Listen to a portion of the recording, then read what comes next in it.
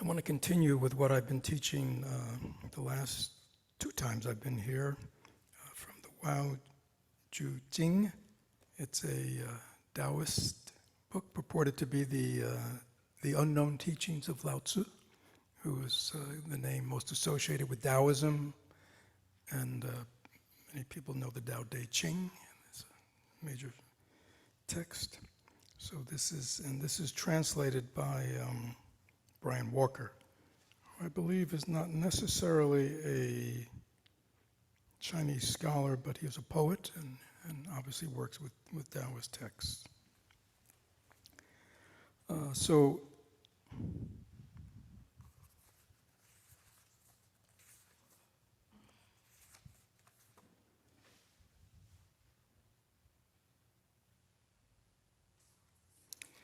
So anyhow, if you're interested in the previous two talks, I did 4 verses. Please access them on our line. So now I want to focus on a couple of others. So this is verse 52. Do you think you can clear your mind by sitting constantly in silent meditation? This makes your mind narrow, not clear. Integral awareness is fluid and adaptable, present in all places and all times. That is true meditation. So that's the first verse. It goes on. So I think it's very relevant to us. Do we practice sitting meditation? Yes. Do we think that sitting meditation is an essential part of learning how to develop mindfulness and concentration and insight? Yes. So this is not saying don't meditate in a formal way. All right. But he's saying, and I think it's obvious to all of us, that we do not spend our lives in formal meditation, do we?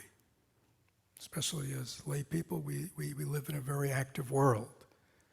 So if our capacity to have an aware mind, a present mind, an empty mind, non-judgmental mind, all the things, a relaxed mind, all the things that we cultivate, a concentrated mind, only on the cushion, it's not very beneficial as it could be. Right? So when he says that makes our minds narrow, not clear, it like gives it a narrow focus because we think we need these ideal conditions. Everybody ever notice that? Especially when you're starting meditation, somebody talking in the next room, or there's some noise, we think, oh, it's a distraction. They'd only shut up, or why are they playing that music? Or, so there's a world of endless distractions that are taking me away from my meditation. So can you see that's kind of narrow and not very applicable? It's sort of like, when they do scientific research, they often do it in a laboratory under ideal conditions. But if it can't be replicated in the real world, then it's not very predictable in its capacity of accomplishing what it wants to accomplish. So in our sitting meditation, in our formal meditation, this is like our laboratory, right? Where we do our best to kind of create ideal conditions. But if this is the only place that we can clarify and relax and have an open mind, then it is very narrow. Okay? So this is very important that we all understand that. And this is really sort of the essence of Zen and other things. Integral awareness is fluid and adaptable, present in all places and all times. That is true meditation.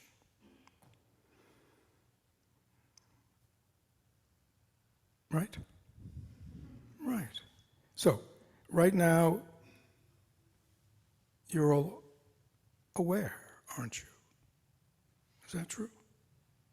Just nod your head if that's true. We're all aware, aren't we?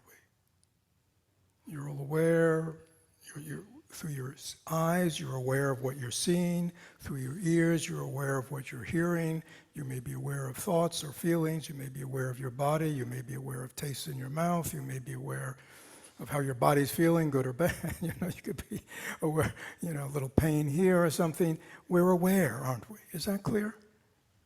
The most omnipresent experience we're having right now is that we're aware. And when we walk out the door, you know what?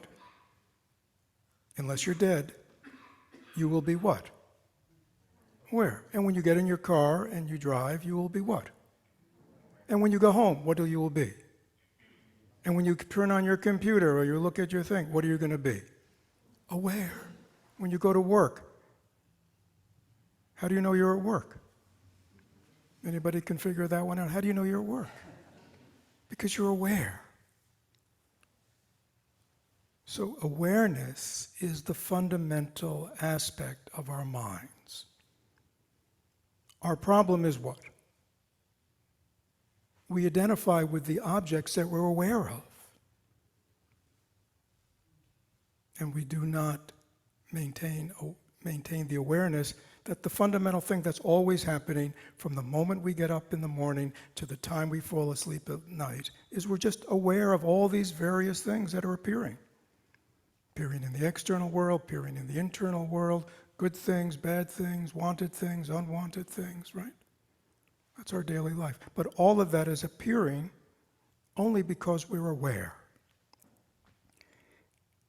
And awareness, he says, is fluid and adaptable. So when I stop talking, pay very close attention, and now I started talking, and now I stopped talking. Did your awareness have any problem dealing with that? No. Right. Your awareness is totally adaptable. Your eyes, you're seeing, wherever you go, wherever you do, it just sees. The ears just hear, the nose just smells, the tongue just tastes, the body just senses, thoughts arise and disappear and we're aware. So the awareness is totally adaptable and fluid. It's just like a river of awareness that just keeps flowing. Right? We can even be aware of our dreams, even when our five senses are quiet, right? We're asleep. So we're not seeing, we're not hearing, we're not smelling, we're not tasting, we're not sensing, and yet we're aware. Because oftentimes in our dreams, we're aware that we're dreaming. So this awareness, which is fluid and adaptable, is always present. And so he's saying to clear your mind by being able to know that you're aware and not grasping at the things that you're aware of is the true meditation. Now, when we're meditating like we meditate this morning, where we meditate with an object like our body or our breath, right? We are using an object to focus our awareness. So we're learning a skill. And when a thought arises in our mind, or we hear a sound, our mind, because of its habit energy, what does it do? Is it just aware, or does it do something else? What does it do? It happens to all of us. It grasps. It hears a sound, it says, oh, that's traffic. Oh, that's that. That's a car backfiring. That's somebody playing music. Or that's, you see, we don't just hear. We're not just aware, we grasp. And then we often then just makes a bigger story and a bigger story. Right. So in the meditation, what are we learning? That when the mind grasps at something or grabs hold of something, we learn to what? Let go. And come back to just being aware. So we're training our minds in staying aware. But in this case, we're using a focus. When we go out into the world, we can use our awareness of our body breath to kind of ground us. But if, we're totally absorbed in our body and breath, we will sort of miss life. So the key thing is when we enter life is just to maintain this flow of awareness. Right? Things happen, things don't. Things appear, things disappear. Thoughts arise, everything just arising and disappearing all the time. Every experience we have just arising. Can we enter the flow? That's our challenge. Now the next verse. Who can attain clarity and simplicity by avoiding the world? The Tao, which is the way, the Dharma, the way of how to live in truth, is clear and simple, and it doesn't avoid the world. So we don't have to avoid the world, we don't have to avoid work, we don't have to avoid relationships. The truth of this is nothing's getting in our way. Which is hard for us to believe, is it? Because we think all kinds of things are getting in the way of me practicing.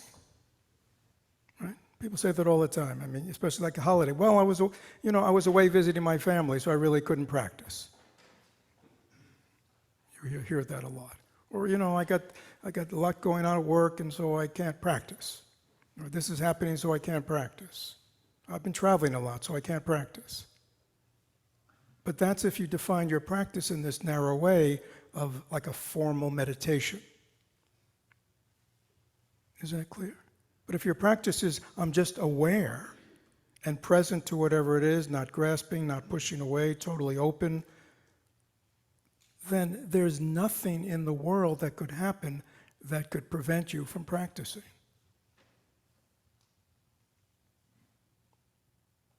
Because they say the true meditation is this integral awareness that is fluid and adaptable and present in all places and times. There has never been a moment in our life when we've not been aware. But our problem is what? We've gotten lost in the drama of what we're aware of, gotten caught up in it, and repeat and repeat and repeat, attach, push away, and get caught up in a lot of emotionality. Is that clear? And when that happens, what happens to the flow of our awareness? What? Yeah, it's like a dam, right? They dam up a river. And then the flow of the river is interrupted. It's held back. But the natural energy of the river is what? It wants to flow. It wants to flow. It wants to, the little mountain stream wants to flow down and join with other streams and become a creek, and the creeks want to all keep flowing, and they all get together and they become a little river, and then they get a bigger river, and eventually they go what? They go to the sea, they go to the ocean. That's the natural flow. Our mind awareness has a natural flow. It just wants to keep flowing.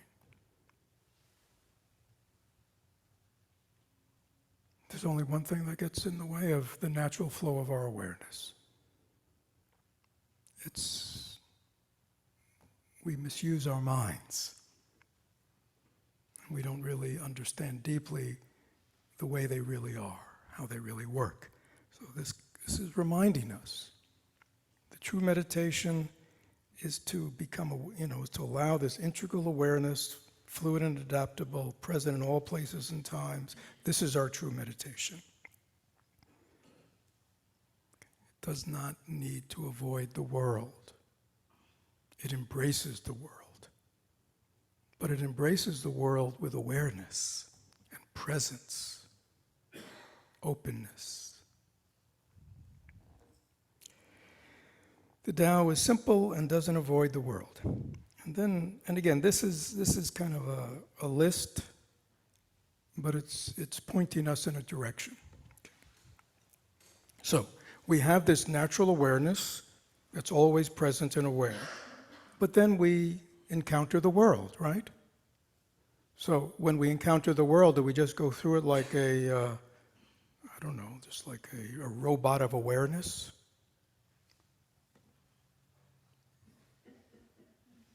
Just awareness?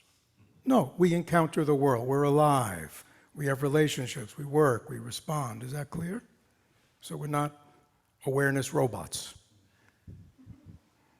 Don't bother me. I'm just being aware. So then he says, when he says, okay, so who can attain clarity and simplicity by avoiding the world, the Tao, or the way is clear and simple, it doesn't avoid the world. And then he says, why not simply honor your parents, love your children, help your brothers and sisters, be faithful to your friends, care for your mate with devotion, complete your work cooperatively and joyfully, assume responsibility for problems, practice virtue without first demanding it of others, understand the highest truths, yet retain an ordinary manner.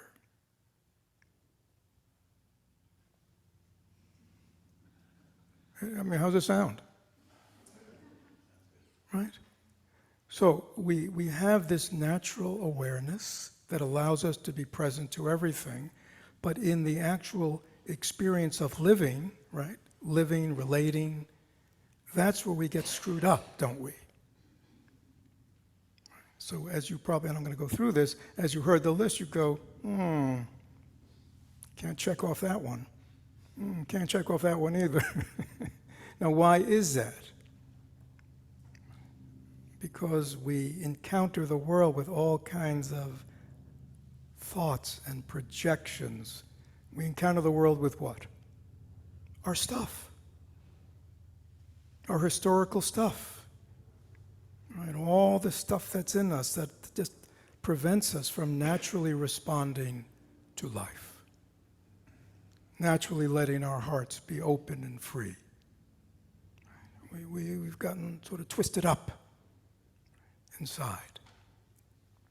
So we don't flow in this very natural way. But when we hear it, we go, well, of course. Yeah, honor my parents. Why should I honor my parents? I wouldn't be here without them. They gave me life. I mean, that's the bottom line. Whether they were good parents or bad parents, the parents I wanted, the parents I didn't want, The bottom line is I wouldn't be here. I mean, they gave me life. So they're to be honored for that, if not other things. Love your children.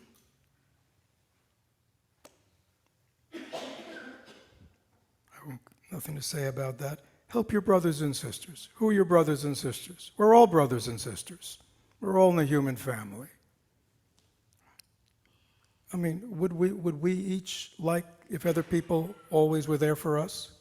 I mean, is there anybody who says, no, I don't? No, we would love it, right?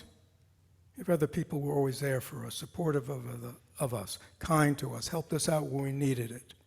We'd love it. Say, what a wonderful world, what a good friend. Help your brothers and sisters. Be faithful to your friends.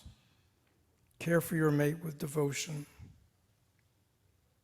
Complete your work cooperatively and joyfully. How many of us, just close your eyes, say, oh, yeah, that's the way I work. I'm always very cooperative, working well with other people, wanting to be in harmony with other people, and I take joy in what I'm doing. Close your eyes a second. Is that the way you go to work every day? Is that the way you are at work?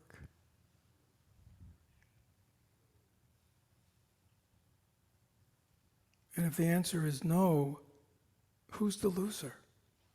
You see what I'm saying? If you stop, who's the loser? I mean, if you stop and you ask yourself rationally, okay, I spend, a significant part of my life at work. For many people, most of their waking time, their good waking time is at work. And if I ask myself, how do I want to be at work? Would I like to be in harmony with the people I work with? Would I like to be, enjoy what I'm doing? I mean, is anybody, you don't have to raise your hand when anybody say, no, I really want to go to work and, not like, I really don't like, I don't want to like the people I'm with, I always want to be in conflict with everybody.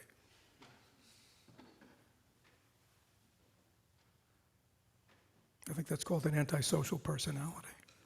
We don't want to be that way. And yet, and like all these other things, honor your parents, love your children, help your brothers and sisters, be faithful for your friends, care for your mate with devotion, complete your work cooperatively and joyfully. We hear the list and we go, yes, of course. And yet if we ask ourselves, is that the way I show up in these areas of life? We may not be able to answer yes. And of course, we would have, we're not going to get into it, but we'd have to ask ourselves, well, what gets in the way? What holds me back, or what contaminates, or what skews things? That I can't show up because the Tao just flows in harmony with everything. Why am I not in harmony with my life, with the people I live with? Assume responsibility for problems. Close your eyes a second. Ask yourself, am I one of those who, in the face of problems, am I somebody who blames others, holds others responsible for the problems around me and problems that I have in my own life? Do I take responsibility for the problems in my life?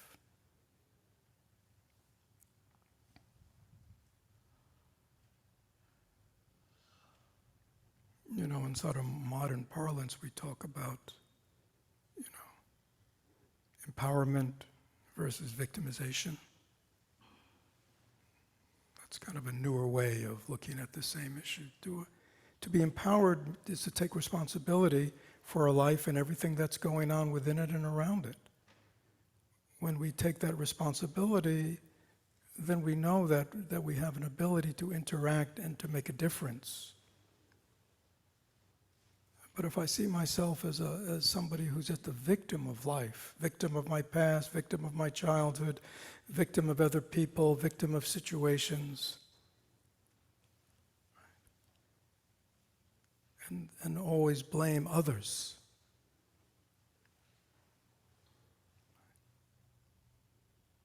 why is the world a mess? Because we're a mess. Right? And if you don't think you're a mess, then maybe look around your family and, well, they're a mess. I mean, the world's a mess because we're a mess. So we need to start assuming responsibility for the mess as our own. Assume responsibility for problems. This is a good one. Practice virtue without first demanding it of others.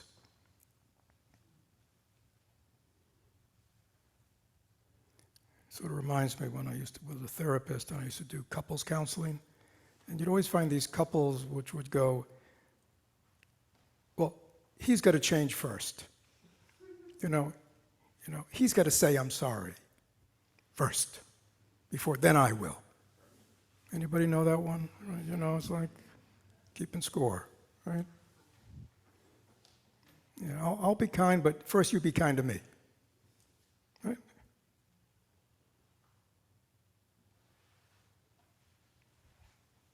Practice virtue without first demanding it of others. That's very wonderful. Again, it's taking responsibility. Yeah, I want to show up in the world in a virtuous way. I want to be kind. I want to be loving. I want to speak nobly to other human beings, right? That's what I want to do. The rest of the world may not be working from the same agenda, right? That's okay. That's okay. I don't need to wait on the world. It's like Thich Nhat Hanh or other people say, peace begins with me. Peace begins with me. I want a peaceful world. Can I become a peaceful person? That's taking responsibility. I want a world where people take care of one another and love each other more and, more compassionate. Okay. Begins with me. Can I be that person? Practice virtue without demanding of others. I'm always late to the popular culture game, but everybody know what virtue signaling is? Anybody not know what virtue signaling is? Oh, good. I'm not that out of touch. I forget where it is. Somebody, I think, told me about it. But virtuous signaling is when you do something virtuous or you do something that you think is virtuous, you always have to let other people know it. You signal it. Okay? I just want to let you know I just donated such and such to such and such. I just wanted to let you know I just was down the soup kitchen.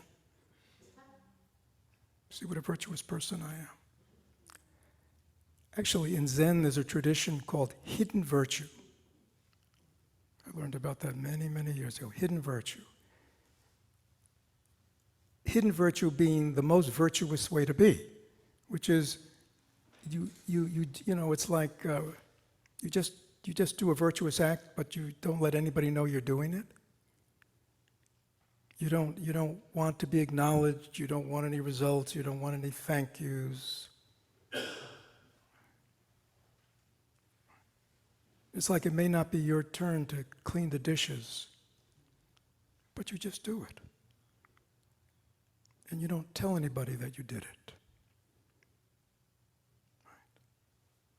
You see somebody else's shoes are not straightened, and you just straighten them out. You see something's a little dirty, and you just clean it up. You see somebody needs something, and you just give it to them.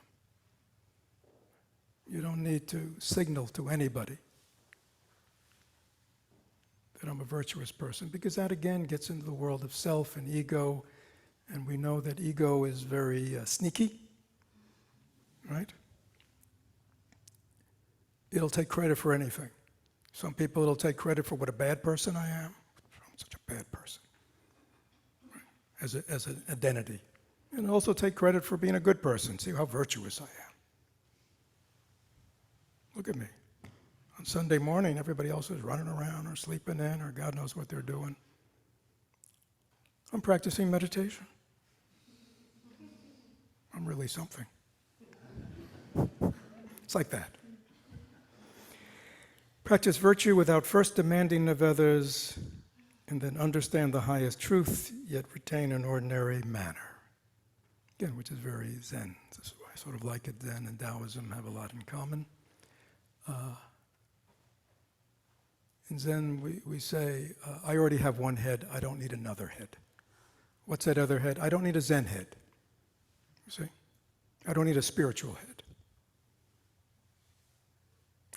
I don't need to take on a persona of anything. I can be totally natural. I can just be me. I don't have to. Is everybody clear? I mean, that's so important that we not turn our spiritual life or our religious life or whatever it is in a way that it becomes a new identity.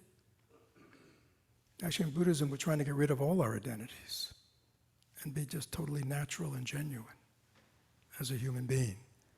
So all the practices we do and all the things we learn, we're just doing it so we can become who we are, who we truly are at our best, you see. So we don't need, so that's what it means, when they say in Zen, I don't need an identity to be I'm a Zen practitioner. That's like putting another head. I already have one head. I don't need a second Zen head.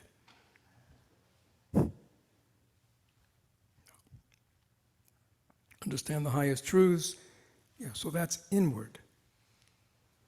I'm practicing all the Dharma, all the way that I am, so I can heal and transform my own body-mind. So I can show up in the world in a way that I can contribute to the happiness and the harmony of others in the world, right? That's all we're doing here. So even though the manifestation of our practice hopefully has a positive effect on others in the world, and yet the reason we're doing it because we know, for me, this is the nobler way to live. And then the last line is, to understand, so after that whole list, so he says, that would be true clarity, true simplicity, true mastery.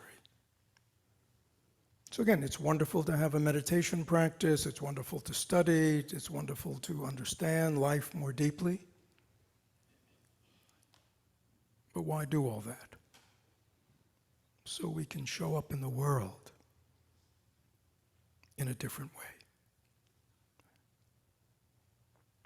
All these things, all these practices we do, the retreats we go on, the things we learn, all that, it's to facilitate our own, again, healing and transformation. But again, we're not isolated. We don't live alone. We live in relationship to others, family, friends, colleagues, neighbors, the world, community, city, town. This is how we show up. And so our practice should help us show up in this way. Yeah, so let's just stop for a few minutes. Any questions? In the hall, any questions about what this is about or how you live this? Because it's all about how to live it. Online, people can raise their virtual hand, and Didi will acknowledge them. But you're raising your real hand? Yes, Didi. Maya would like it if you could repeat the name of the book that you're referencing and the author. So it's the Hua Wu Jing, Huahuching, The Unknown Teachings of Lao Tzu by Brian Walker.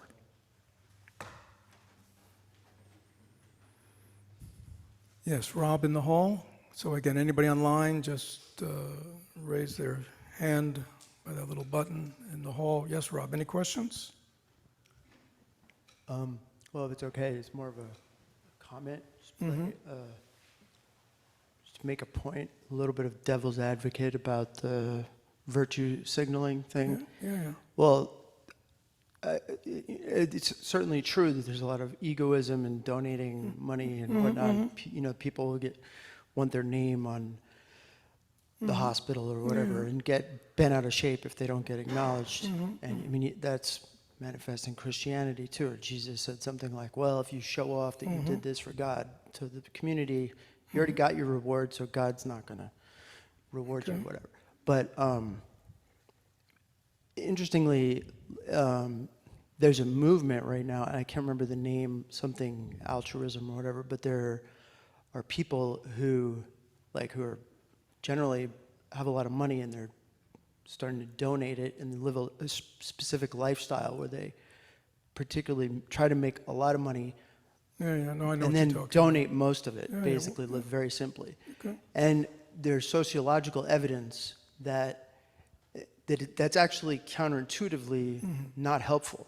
If you have, say, a group of billionaires and one of them is giving away most of their money but not telling anybody, they all tend to be more greedy, whereas if they suddenly announce it, there's a social contagion, and then they all are more likely to start giving away money and being more humanitarian. So that's all. Wonderful. I'm all for billionaires giving away money and helping people. Other questions? Anybody online? Yes, ma'am. Over here. I can speak with Bob. No, just, it's so people online can hear. So we need the,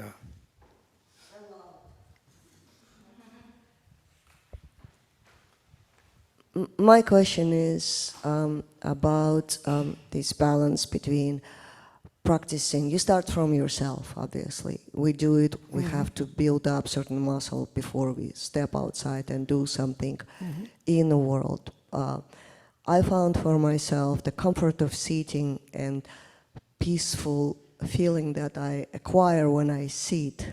I cannot carry it outside. Every time I go out and I have the intention of being that mindful, aware human being, but what I see is among my friends and people I watch is just, it's very depressing to me. I see their attempt to be happy, they're busy with trying to be happy and they feel miserable. And it makes me want to just go back to my peaceful and quiet because I feel hopeless, or I get dragged into the drama of samsara. So how, when it is safe to step out, and how do we do it? How do we really, in practice, do it? Oh, yeah, very good. So, what's your name? Jayla. You're not alone. Does everybody know what she's talking about? All right, so that's a very common, especially in our world, right? So, in your meditation, you're doing two things. You're learning to develop a calm, stable, peaceful place, but you're also learning while you're doing that, thoughts come up, feelings come up, memories come up, right? And we're learning to do what? To not attach, and just to let them arise and disappear. We don't grab at them, we don't push them away. So we're developing a mind that's very aware, right? But makes no judgment about what's arising. It kind of lets things arise and disappear. Is that right? Okay. Then we step out into the so-called world. It's the same. Things are appearing in your awareness. You see people. Is that true? They tell you their stories. You see them doing this, you see them doing that. Is that true? Can you control them? No.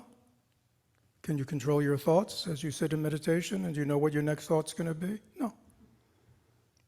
So in meditation, one of the things we learn over time is I have no control.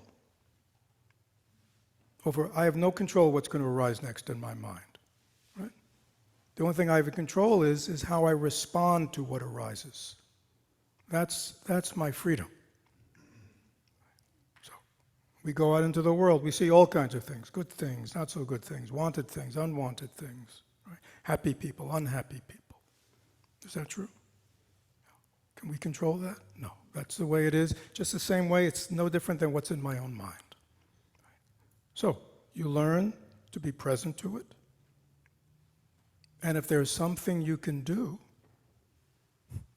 to be of help, you do it. If there's nothing you can do to be of help, you understand there's nothing I can do. And you're okay with that. It's called letting go. You've heard that before? Yeah, of course we have. Yeah, I met it a couple of times. It means letting go. And that's the challenge. How do we enter the world? And I don't mean, the world with all its wars and that's another whole issue. But just the world like you're talking about, the world of friends and family and all their stuff, and right? Right? And their fears and their lonelinesses and their addictions and their angers and their stuff. Right? How do we, just like this. But that takes practice. Because I think if you watch your mind as you go through your day, right, very carefully, the same way you do in meditation, you will see very clearly what disturbs it. You see, the same way, you might be meditating, and all of a sudden you realize, I'm not meditating, I'm ruminating. Anybody ever notice that? Hold on, did I miss an instruction here? Right? You see, like no one's giving you the instruction to ruminate about anything. Right? We're here to not ruminate. But yet we often find what? Our mind is ruminating.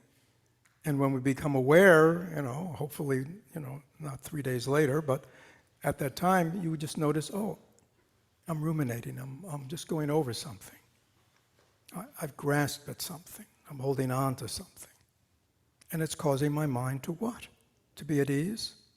No. It's causing my mind to be disturbed. At that moment, when my mind's disturbed, I'm no help to myself or I'm no help to anybody else. So that's why we want to have a clear, open mind, which we cultivate on the cushion. But like you said, it's like what I said earlier about ideal conditions in the laboratory, but then you go out and, it's got to be able to be replicated in real life if it's going to be effective. So we have to take our practice out into the world, and we encounter exactly what you said. No, you don't go ouch, ouch, ouch, ouch, ouch. You go, oh, this is the world. This is the way the world is. Why do we go ouch, ouch, ouch? Because we don't want the world to be the way it is. But it is the way the world is. I mean, Buddhism is not a dogma. Buddhism is not a theology. The Buddha, Buddhism, it just came out of living experience and observation of life. Right? It's not a divine revelation. It didn't come from on high. The Buddha looked deeply into his own mind, and he observed deeply the life of those around him, and that's where the Buddha's Dharma came from. I assure you, at the Buddha's time, there was a lot of ouch, ouch that he saw. If you read a lot of the suttas, and you see all people came to him with all kinds of problems, including war, but also very personal stuff. And he did his best to be of help. But I don't think he ruminated about that at night. I don't think it kept him up. I would hope he was able to sleep well. Why? Because he understood this is the way of the world. This is not heaven. Is that true? This is not heaven, right? Nor is it hell. It's a mix. Right? There are heavenly things about this life, there are hellish things about this life. And we could go on about that. And that's the way it is. I often use the analogy of nature. Right? In nature, we accept. Right? We were at the beach the other day, and there's an osprey. Oh, look at that beautiful osprey flying around. How beautiful, right? And all of a sudden, whoosh, down in the water, it comes up with a big fish right in its mouth. Do I hate the osprey? Do I say he shouldn't be doing that or she shouldn't be doing that? No.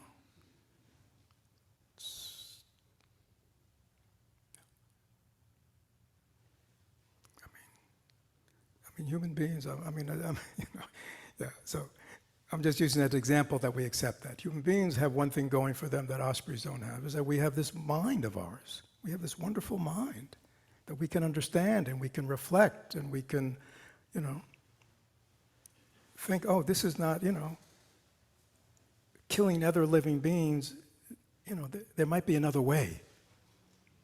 You see, the ospreys can't figure that out. They just do what they do. But the wonderful thing about human beings is sort of we can overcome our more primitive nature, we might say. That's, I think, always been the function of religious teachers and spiritual teachers to go, there's another way. We can learn to care for one another. We can learn to take care of one another. We can live a life where we don't do harm to one another. I mean, that's fairly radical. And that's really all, all the spiritual religious teachers, that's what they've sort of been up to. If you kind of pull out the theology and all the dogma, they're basically hopefully trying to help people learn that there's a better way to live. Right? Is that helpful, what I just said? Yeah, so we have to realize, yeah, that we all have this resistance to reality. We don't want reality to be what it is, and yet that's the way it is. That's the way these people are, that's the way their lives have unfolded, that's what's going on. You know, that's just the way it is. And the only question is there something I can do to help? Or not? If you're, a world leader or a great religious leader, you have more power to affect on a bigger scale. Most of us, we act out our lives in a much smaller universe. But it doesn't mean in whatever our smaller universe is, we can't have an effect. So we all have to just kind of, accept who we are, too.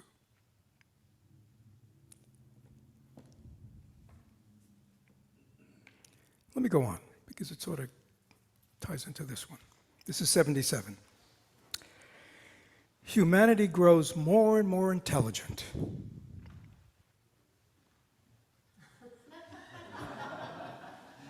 I mean, right? Now there's artificial intelligence. We don't even have to be intelligent anymore. We can let we can let robots or whatever they can be.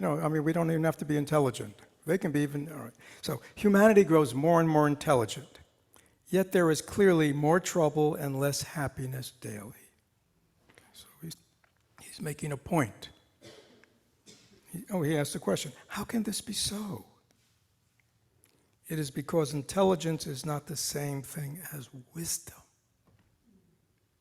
It's very powerful. Wasn't there a book or a movie like The Smartest People in the Room or something? What am I thinking of something? You're the smartest person in the room, find another room. No, but I mean, it was like some... Was it Enron? Is that what it was? Right. Right. Enron, which was that. It was basically a Ponzi scheme or something. It was a big corporation, but massive accounting scheme. And all run by very intelligent people, very smart people. These were the smartest people in the world, but they were crooks. Right. So, and in our world, it's a very strange world because we put all our intelligence into what? See, when we look at these great masters, the Buddhas, and all these masters for thousands of years, they were, if you read their work, they were highly intelligent people. But they put their intelligence toward solving the problem of human happiness and human suffering. Right? I mean, what a wonderful way to use human intelligence. But in our modern culture, we use our intelligence for what? What? To get more and create more and more things, more and more inventions, more and more, And yet, if we ask ourselves the question, has this made life better for people in a true way? Are people happier? Are they more content? Are they more able to love? So intelligence is not the same as wisdom. This is very important. Wisdom in Buddhism means insight, understanding about how things really are. Intelligence that's not connected to any kind of wisdom, without connected to any kind of ethics, can just run loose in the world and wreak havoc. I mean, look at our capacity for killing each other. We have used our intelligence from the days of bows and arrows and clubs, We've used our intelligence, and it's still ongoing to create more and more sophisticated ways of what? Of killing each other. Of destroying each other. I mean, and if you think about the massive amount of human intelligence that has gone into and continues to go into developing more and more intelligent ways, sophisticated ways of killing each other, you go, is that a misplacement of intelligence? You see what I'm saying? so much intelligence in our world goes into making money. Right? I mean, people make money, millions and billions, trillions. So much intelligence goes into making money and not really, I don't know. Anyhow, when a society misuses partial intelligence and ignores holistic wisdom, its people forget the benefits of a plain and natural life.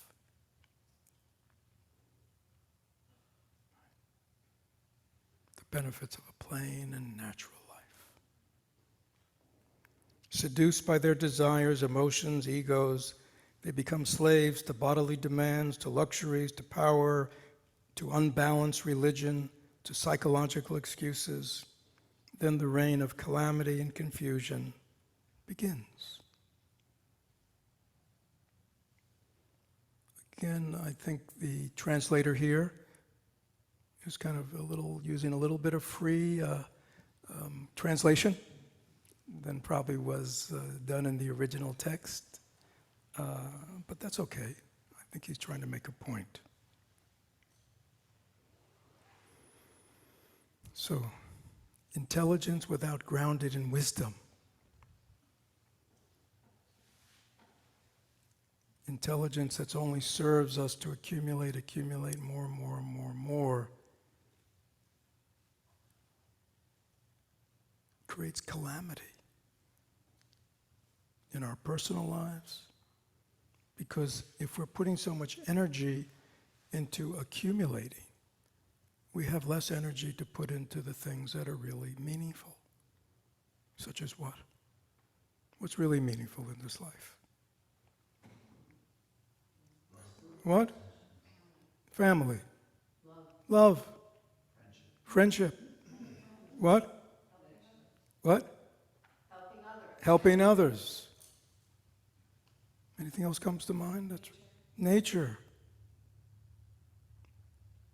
Joy. I mean, it's when we stop and we go, yeah, what's really important? That's what he means.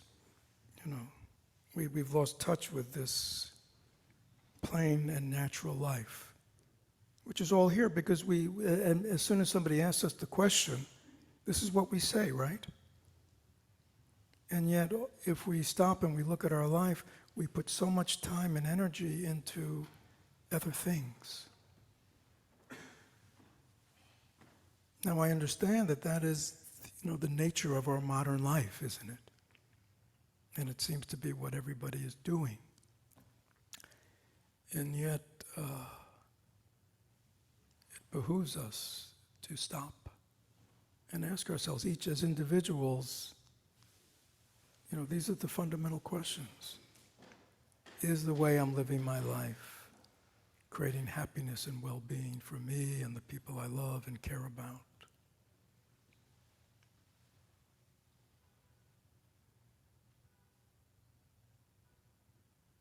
How do I use my time and energy in this life? Thus the reign of calamity and confusion begins. And, there certainly seems to be a widespread feeling in our culture, whether they're on the right or the left or whatever way we divide ourselves up, that somehow this life is spinning in ways that are not moving in a healthy direction. Right? We don't see that happening. If anything, the opposite seems to be happening. And again, I think right here he's put his finger on it.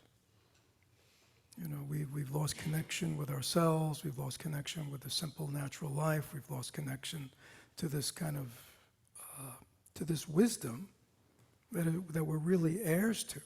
So I can only talk about the Buddhist tradition, but when I see the Buddhist tradition, I see 2,600 years of human beings, very intelligent, experimenting with how to create human happiness and how to uproot human suffering. And these are very intelligent people who've used their minds to do that. So then he says, nevertheless, superior people can awaken during times of turmoil to lead others out of that mire.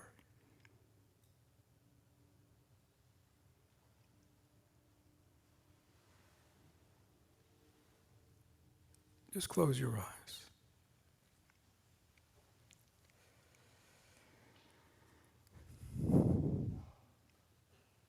Do I want to be one of those? So this is not superior people like an elite, okay? Superior people are just simply people who see there's a noble way to live in this life. Nevertheless, superior people can awaken during times of turmoil to lead others out of this mire. So please ask ourselves, do I want to be one of those superior people in this time of so much turmoil and strife, so much confusion? Do I want to be one of those people to help lead sentient beings out of this mire?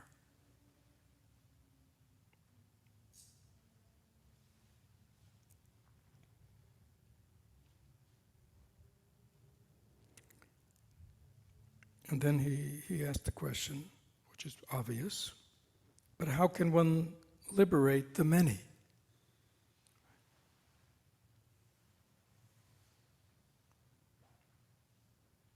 We look around at, I forget, somebody was telling me the other day that when his father was born or something, I could be getting the numbers wrong, there were like 2 billion people in the world, and now there are 8 billion people, I mean, just in a generation or two. Like, whew, 8 billion people. That's a lot of people to liberate, isn't it? 2 billion was a lot. So how can we liberate the many? By first liberating one's own being.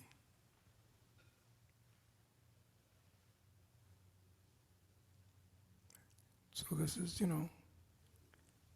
depending on your aspiration, depending on how great a light you want to be in life.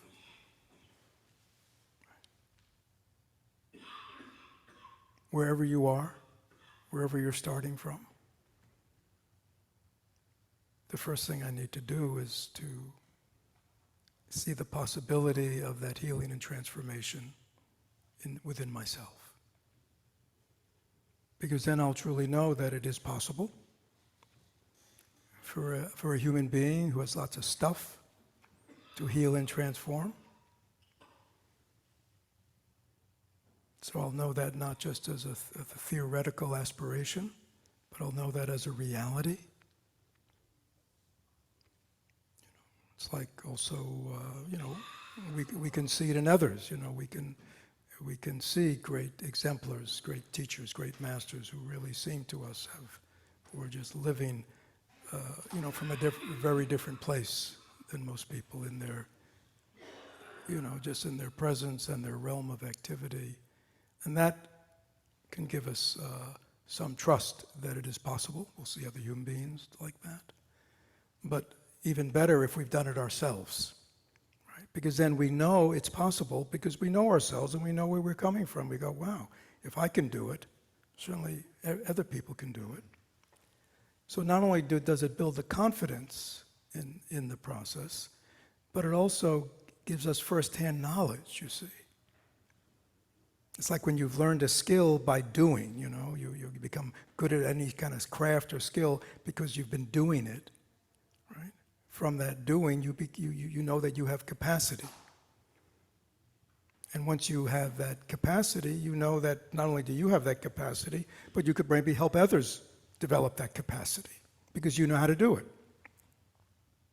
This is the same, except it's just a little different because it's getting into the subjectivity or the experience of ourselves as just a human being with all our thoughts and our feelings and our past, you know what I mean? It seems a little messier, but it's the same, really.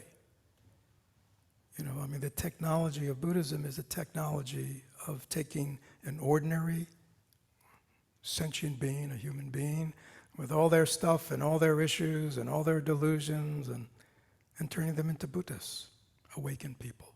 That's what Buddhism is about. That was the promise of the Buddha. He said everybody. He didn't go, when he had his great enlightenment that came from just understanding the nature of his mind. He said, this is the nature of everybody's mind. It's not just the nature of my mind. It's the nature of everybody's mind. And everybody, by setting out this path that I've set out, can come to the realization of it. Oh. See, he had the confidence to teach for 40 or 50 years in India and teach all kinds of people because he had done it himself, you see. So he knew how to help people. And so he says, how can we liberate the many? By first liberating one's own being. And one does not do this by elevating oneself, but by lowering oneself. Very interesting. One lowers themselves to that which is simple, modest, true. And integrating that into oneself, one becomes a master of simplicity, modesty, and truth.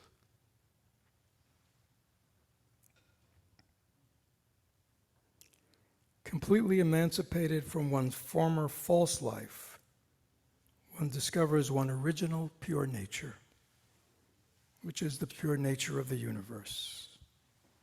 And then freely and spontaneously releasing one's, this is not Buddhist term, one's divine energy, one's enlightened energy, freely and spontaneously releasing it, one constantly transcends complicated situations and draws everything around one back into integral oneness.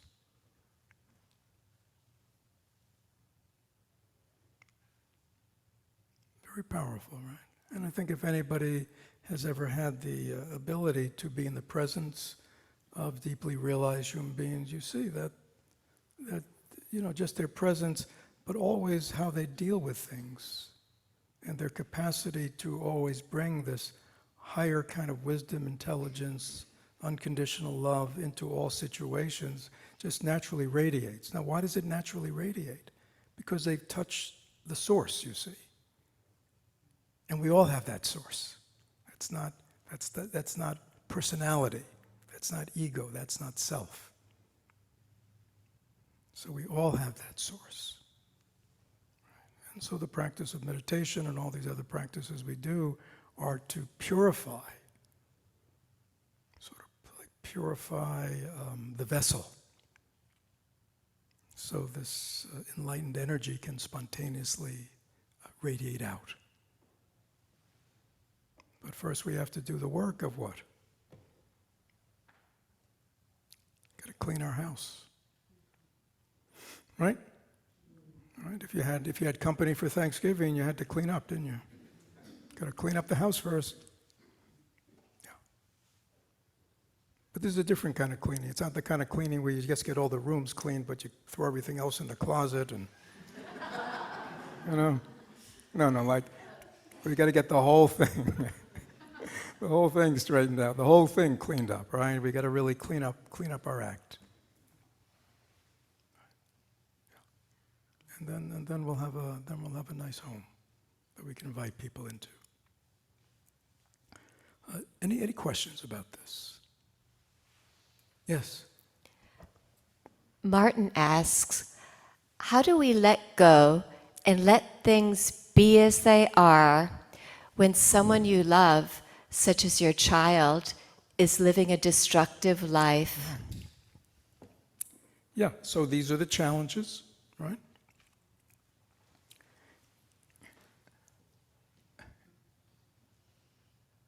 Yeah.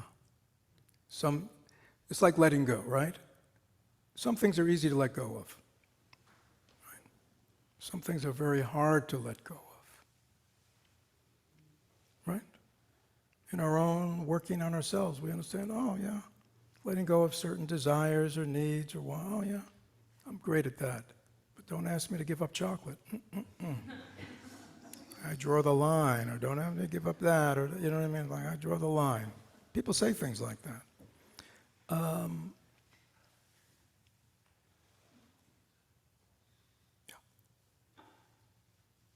So we know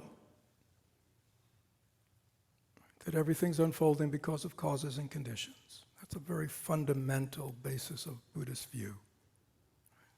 It's not a random universe. It's not a universe that is, we're not the plaything of the gods. Right? Everything is unfolding because of causes and conditions. It's a very kind of realistic, practical kind of way of looking at life. And so this person who happens to be your child has their own causes and conditions.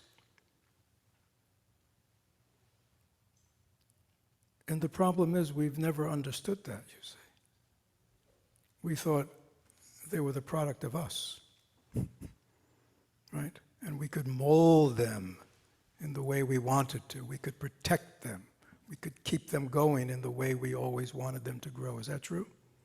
Yeah.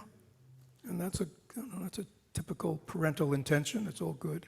And then we run up into the reality that they have their own causes and conditions. They have their own karma. And again, it's that same thing we were talking about earlier. Can I accept that this is the reality? This is the reality of this person right now. Is there anything I can do to help them?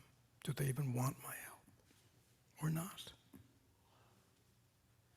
And as we say, if there's something that can be done to help them, do it. But if there's nothing that can be done, then accept that with understanding and love.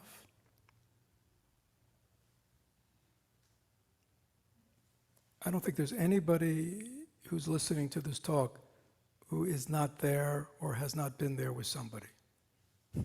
Is that true? Yeah, it's... And so when we, just for people online, everybody's nodding their heads.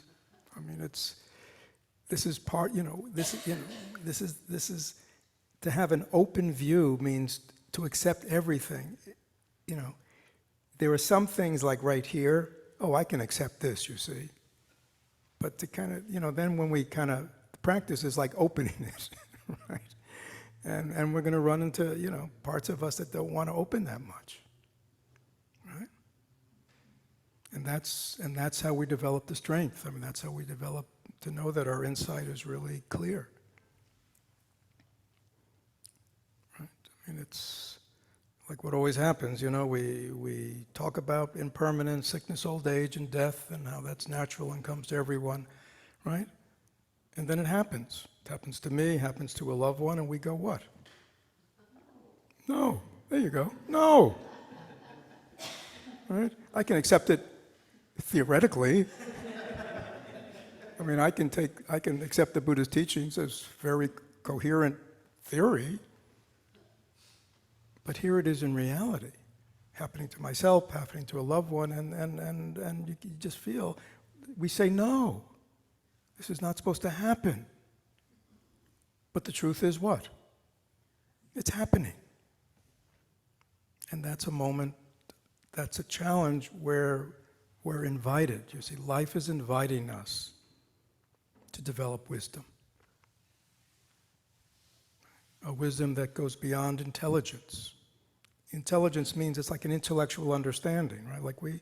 I intellectually, there's nobody who doesn't intellectually understand that everybody dies. Right? There's nobody who doesn't intellectually understand that everybody gets sick.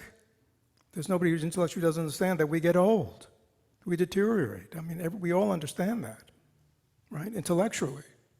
But wisdom is where we really know it, right?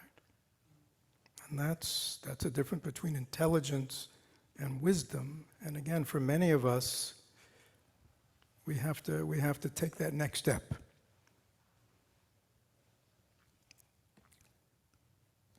Thank you, everyone.